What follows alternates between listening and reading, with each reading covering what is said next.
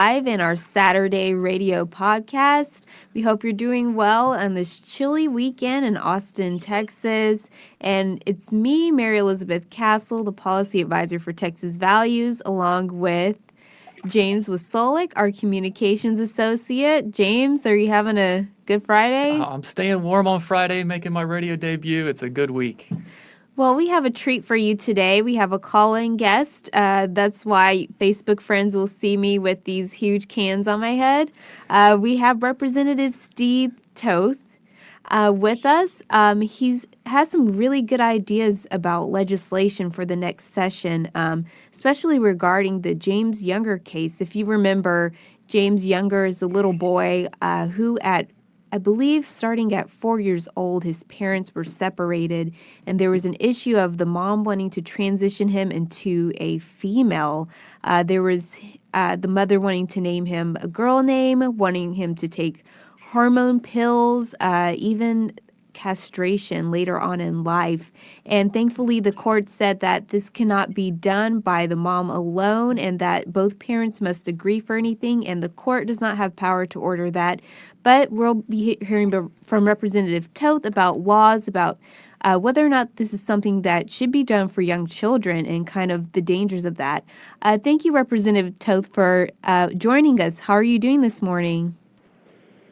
Trying to stay warm. It's cold. It's cold out there. Yes, yes. And so I just wanted to tell our viewers a little bit about you.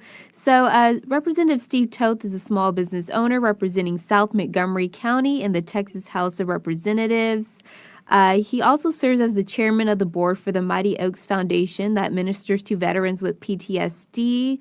You can learn more about him at the Texas website, house.gov, but he's a faith and family champion, which is really important. He made the Faith and Family Champion cut this year for the last legislative session, and we're very glad to have him. So, Representative Toth, you've been following this James Younger case, and you were actually someone who actually came out and said that there should be legislation regarding this issue.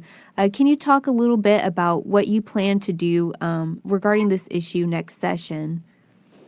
Absolutely. Thanks for having me on today. Yeah, of course. This is an issue that we tried during the '86 legislative session to handle in a different approach. We thought, let's not gin up the Democrats over this thing. Let's try and get some legislation onto the floor that we can amend on the floor, and let's create the legislation for the sole purpose of making sure it's amendable on the House floor so that we would have less struggle with the Democrats. That didn't work. And so we're going to take a very, very frontal approach this time with multiple state representatives with carrying bills. My bill will be one of them, and we're going to label this as child abuse.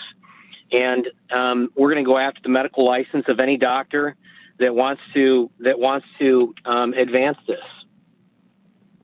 Right. That sounds like an interesting bill. So, so this would be for, making sure that children won't get procedures or hormonal placements and everything.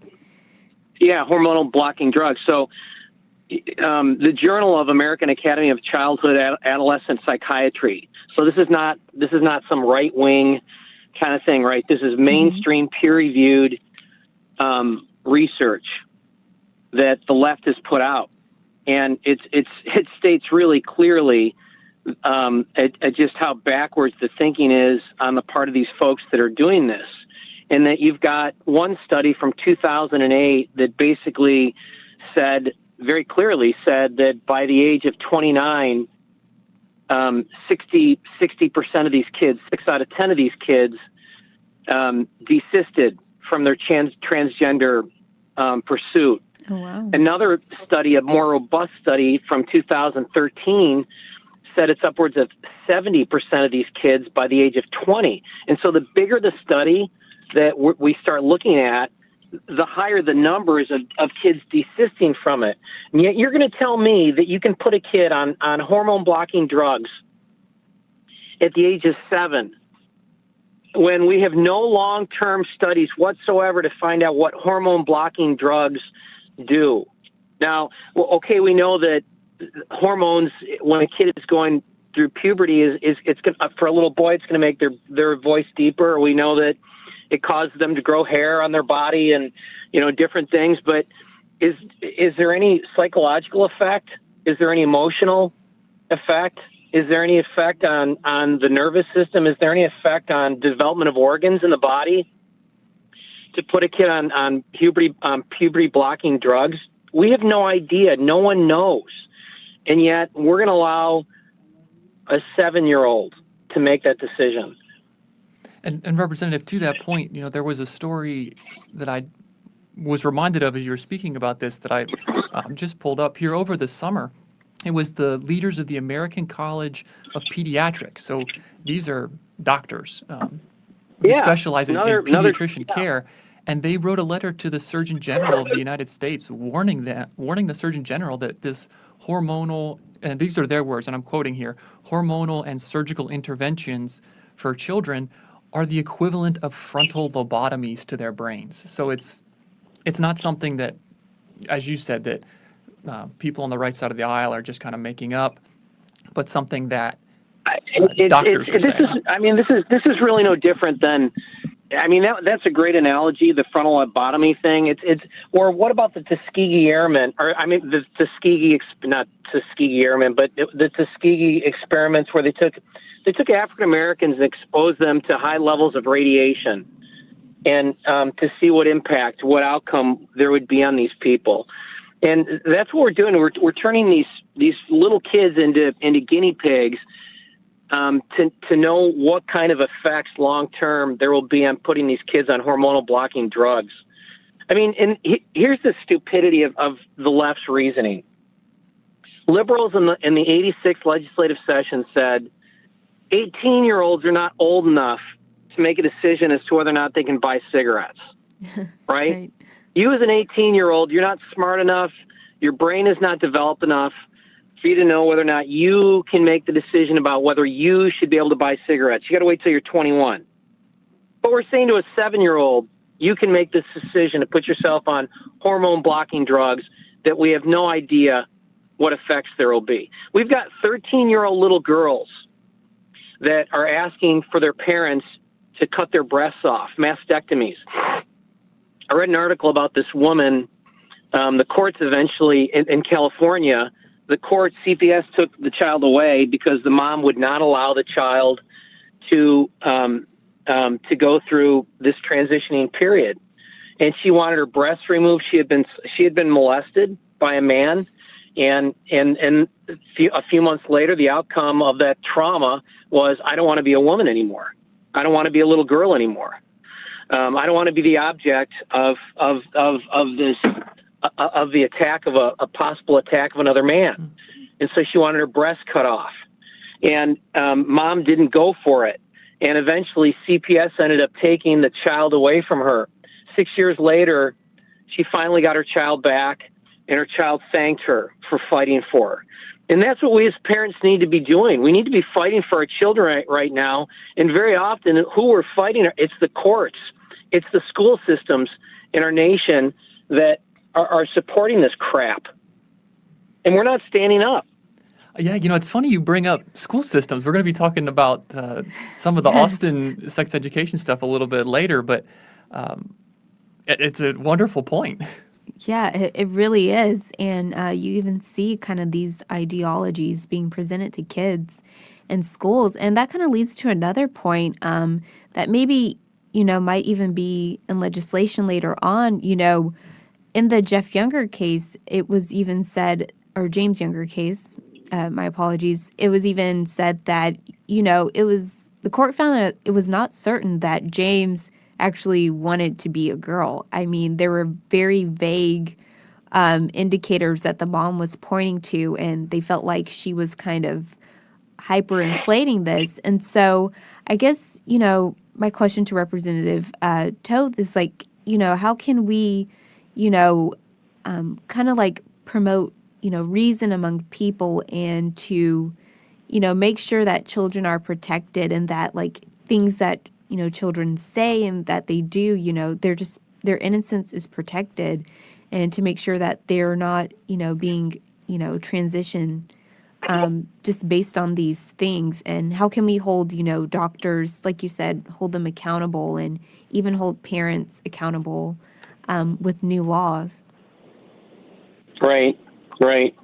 It the frustrating thing, and no one knows this better than Texas Values, is that we're there for 5 months every 2 years, and you see the halls flooded with Democrat activists from all over the state, and these are people that don't have a nickel to their name. A lot of these people they're not working, which is probably why they have the bandwidth and the time to come to Austin. But they don't care. They'll go from office to office to office. And they'll come in by the tens of thousands on buses. And they will plug up the works. They will plug up our phones. They'll plug up the hallways. They will chase us into the bathrooms. And they will fight for the most evil, despicable things you can possibly think of, the killing of the unborn, right? Or this. And here we have a situation where this is right in our face. It's right in Texas. And where is the church? They're asleep, doing nothing. And, I don't know about you, but I don't want to be counted among the timid souls in the body of Christ that are going to wake up one day and see that this once great land called America was lost because we did nothing. And this is not the role of just people that are elected to office. This is all of us. Mm-hmm. We all have a role. We all have a place that we can stand and fight. And unfortunately, that's not happening. But it's not too late. It's not, and that's a great point. And I think, as we mentioned, we were going to be discussing a little bit about what happened here in Austin with the sex education, and an encouraging thing which applied not only to us as Texas Values staff, but let me just encourage you as well, Representative. We saw the church in Austin come together in amazing ways, and the body of Christ and people step out in faith to testify against this sex education, which begins encouraging things like this, having kids question their gender beginning in the 3rd grade. And we saw the church really awaken and become involved. And so we are hopeful that that will spread even from places like Austin to other parts of the state, and that more and more impact will begin to be made from that. But look, I'm excited about stuff that you've rallied people around. That's great, but that's not what I'm talking about. I'm talking about the fact that the church has to have a presence in session, the way the Democrats do, the way the left does, the way progressives do. And we're not making headway. The very fact that we're having this discussion about the fact that this is going on in our courts, that this is going on in our schools, tells me that there is a shift, and it's not going in the right direction for our culture. And it needs to be something that we fight for on a day-to-day basis, on a daily basis, 365 days of the year, and that we're involved, and that more Christians are running for office, and that more people are willing to stand up and support financially your group and other groups like Texas Values, or else we're going to win, or else we will lose this culture war. And it is a war. It's a war. Right. And I think, it's very important for people to get involved, especially those of you who are listening to this radio station. If you've ever gotten involved with, these issues before, the time is now, like Representative Toth is saying. You need to get involved. Please, be informed at texasvalues.org, and, get involved with these issues and what's happening during the state legislature, which will be up in about a year and a half in 2021. So thank you so much, Representative Toth. Thank you for your care about this issue and what you plan to do in the future, and we look forward to working with you on this issue in the future. Thanks, you guys. All the best. Say hello to Jonathan for me. Yes, of course. Will do. Thank you, and have a nice the rest of your day. You too, guys. Thanks. Wow, that was great. I mean, Yeah, talk about some energy, getting ready. As you said, the session is still a year and a half away, but right. Representative Toth is clearly fired up and ready to get rolling here. So we look Yeah. forward to the start of the next session and getting this stuff going. Yeah, absolutely. I'm glad we have someone who is passionate about the issue and working to really get something like this in place, to protect young kids.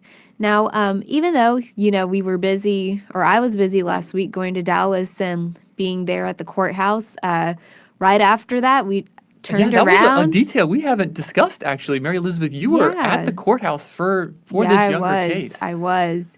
Yeah, it was a closed courtroom, but it was still, good to be there at the courthouse to kind of see the buzz and the anticipation of everything and to kind of hear things firsthand, from some people who were inside the courtroom. And so it was really exciting to be there and to just like show our presence, Texas values to show a presence there in support. So even after that, we turned around and we came back to be prepared for a busy and exciting day at AISD. James, how do you feel after Exciting this is week? definitely one way to describe it. For Yeah. those that haven't heard, we've been very active in pushing back against what was at the time the proposed radical sex education that Austin ISD was putting forth. This is stuff that spans third grade through eighth grade,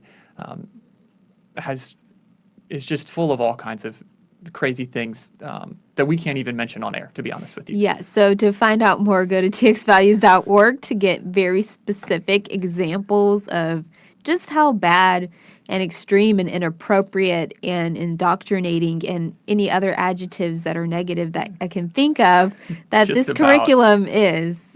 Yeah, and be careful who's over your shoulder watching it. It might it's definitely not family appropriate, but this Not is safe for something. work, maybe. Yeah, probably not Only safe for for work. our job for some reason. But this is something that, I mean, we joke that like we can't talk about it on air, but this is something. I mean, it's true, and this Right. is what they're trying to teach to eighth graders, Right. or I'm sorry, 8-year-olds in Yeah, third grade. in third I mean, grade. it continues through eighth grade as well, but these Yeah. are young little children, and so we took a stand. We had a press conference with about 100 parents before the school board meeting. We were there. We were peaceful. We had signed up to testify. We intended to testify. We did testify, actually, later Yeah. in the evening. But there in the beginning, during our press conference, we were interrupted, to say it nicely, attacked, maybe to Yeah. be a little more honest about it. There was a transgender individual and members of the LGBTQ community who were blowing kazoos and yelling through bullhorns and just yelling and getting in front of our supporters and causing a scene. One of them, I believe, was arrested for trespassing ultimately, and things just got crazy. Yeah. The video of it is up on our Facebook page if our fans would like to go see that. We live streamed it to our Facebook page, so you can go and see for yourself all that happened that day.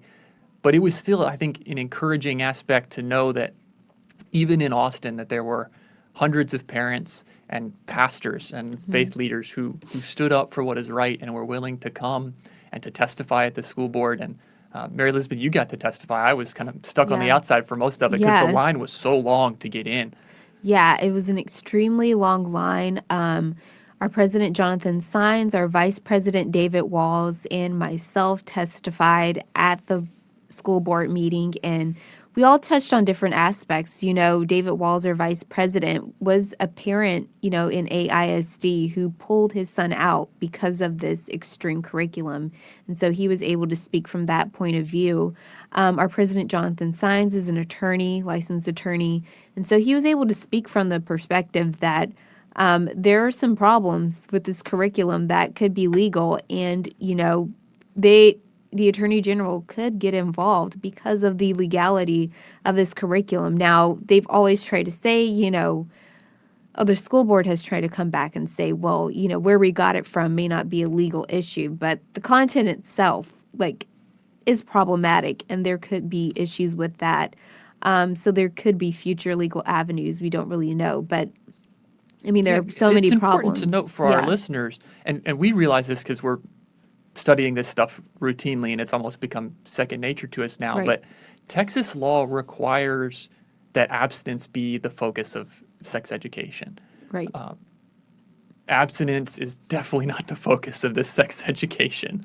And so that's some of the potential legal issues that you're hinting at. Yeah. And so they even adopted an additional policy that night where they would not go with the Texas Education Code requirement, like you said, even into other areas of the health education. They tried to delete it and override it. And instead, they're trying to go with this organization in Washington, D.C. that self-proclaims to be a national organization for sex education, and they're trying to go by those standards. So they adopted that policy, but, kind of what I testified from the fact was, they really overstepped parents, in a lot of what they did. They, the curriculum doesn't follow the Texas Education Code requirements. That is by the State Board of Education, and which is really unwise because the State Board of Education is in the process of basically, I feel like, reaffirming like what they already have for the standards. And so AISD is way beyond the scope and outside of those reams that the state, sets for them. And they're doing this on their own. The way they put the curriculum together was reckless. They copied and pasted from a number of different sources, just anything they could find that was, pro-LGBT and in some cases pro-abortion to put in this curriculum. And it wasn't put together with any thought or format. And they got things from Canadian abortion providers. They got things from different, sex ed curriculum. And they claim they wrote it themselves, but we know that's not true because we looked at it and it was just I'm using air quotes. plagiarized. You can see it on Facebook if you're watching there. Wrote is a very loose term, right? Very loose if I term. copy and paste, a page here and a page there from somewhere else, in college that would be plagiarism, but Right. in Austin ISD you wrote it. So Yeah, it passes the plagiarism test Yeah. in Austin ISD for and it's some interesting reason. to note as well that a lot of this information, because they're copying it from sources outside of Texas, it doesn't even follow Texas law. It Right. gives advice and curriculum teaches aspects that directly violate Texas law. Yeah. And that wasn't even corrected. Right, exactly. And that's one of the issues that might, come up later with the curriculum, that they have things in there that are directly against Texas law, like age of consent laws and even laws about teaching kids to get abortion and contraception without parental consent, which is in direct violation of Texas law. So with all that being said, and just like hundreds of parents testifying how this is inappropriate for kids, I'll never forget one testimony that, was kind of, heartbreaking in a way. A woman said, the things that you're teaching kids to do in this curriculum, like I was taught at that age, but I was taught that by an abuser. And she called the school board abusers. And I just can't fathom that the school board members would not hear that testimony and not like even retract or pause about this curriculum and like what they're doing to, kids not only who are innocent but who have been abused and Yeah. just exposing them to this at this young age. Well, the school board voted unanimously for the curriculum, even after hearing double the amount opposed to the curriculum than for the curriculum. Yeah, testimony was 2-1 in people who were opposed versus Yeah. support. Yeah, and Planned Parenthood, for some reason, showed up to testify, which was very bold, Yeah. seeing that their curriculum is illegal, Uh-huh. but very bold for them to come and testify in favor of this curriculum. The school board members just, I don't know, I mean, they shouldn't be representing the people. They shouldn't be elected or in office if they're not representing the people. And Exactly. When you so- hear this much yeah. testimony in opposition to something, generally we see some kind of sway from our elected officials. But it really looks like in this case that their mind was made up beforehand and they just Right. went through the motions and then took the vote. But I know we're running out of time here, but I want to take just a minute and make sure that we're still encouraging folks because, as Mary Elizabeth has mentioned, this is not the end. Right. There's still a lot of questions to be answered that we are looking into. But even looking at a bigger scale, as you mentioned, the State Board of Education is looking at health sex education and health standards for the entire state. Yes. And they're under that process right now. And so don't think that this was just Austin and keep Austin weird and they're going to do weird stuff. This is, a proxy battle for what's going to be happening here at the state level very soon. And our folks need to be aware of that and stay informed and be on the lookout for what's happening in their local school districts as well. Yeah, just like James said, it's not over yet. This curriculum could be taken down in different ways, which is kind of sad because the school board could have done the right thing and not chosen this curriculum, especially since they rammed it down parents' throats and just did a lot of this at the last minute. But like the State Board of Education, what they're doing now is really important. So if there's a way that you can get involved by, going to the Texas Education Agency website and signing up to be on a work group, or just being able to testify when they have those meetings in the future, that's really important to make sure that good standards stay in place. And please, join your local shack and do other things to be active. And there's still hope for the future, and we're trying to stop this from going to other places. Amen. Well, thank you so much. It seems like we're running out of time, but thank you for tuning in to the Texas Values Report. We hope you have a wonderful weekend, and we look forward to talking to you next time. All right.